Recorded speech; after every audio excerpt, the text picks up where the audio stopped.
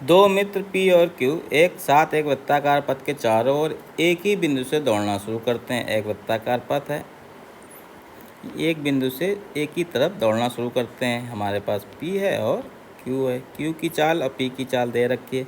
वे एक ही दिशा में दौड़ते हैं। पी 6 मीटर प्रति सेकंड, ये 6 मीटर प्रति सेकंड से चल रहा है, और क्यू बी मीटर पर सेकंड से चलता है, दौड़ता है। यदि वे वृत्ताकार पथ पर ठीक दो बिंदुओं पर एक दूसरे को काटते हैं, दो बिंदुओं पर काटते हैं, और बी 6 से छोटी एक प्राकृतिक संख्या है, तो बी के कितने मान हो सकते हैं? ठीक है, तो देखिए बी 6 से छोटी संख्या है तो बी के पॉसिबल वैल्यू कितनी है? 1, 2, 3, 4 और 5 मान हो सकते हैं। इनमें से कोई एक मान होगा। अब कंडीशन क्या दी है कि यहाँ भाग रहे हैं दोनों, पी भाग रहा है, तो हमारे पास क्या करता है, वो दो बिंदुओं पर एक दूसरे को काटते हैं। ठीक है ना, एक दूसरे दो बार काटेंगे, तो जो स्पीड होगी बी की तो हमेशा कम रहनी है, तो बी को दो बार पी क्रॉस करेगा। दो ही बार करना है तो वैल्यू कितनी आनी चाहिए?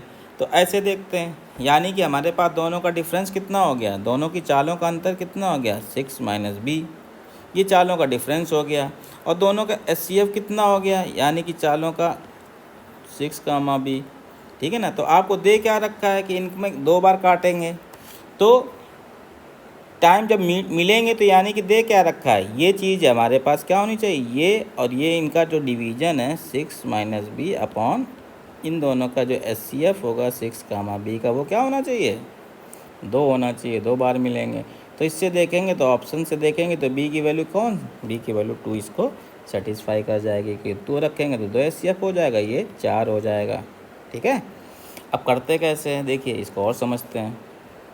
दूसरा तरीका देखते हैं। बी की स्पीड 1 है, तो देखो पहले की 6 है तो 1 हो सकती है, 6 है तो 2 हो सकती है, 6 है तो 3 हो सकती है, 6 हो तो 4 हो सकती है, 6 हो तो 5 हो सकती है। इनका रेशियो ये हो सकता है स्पीड का।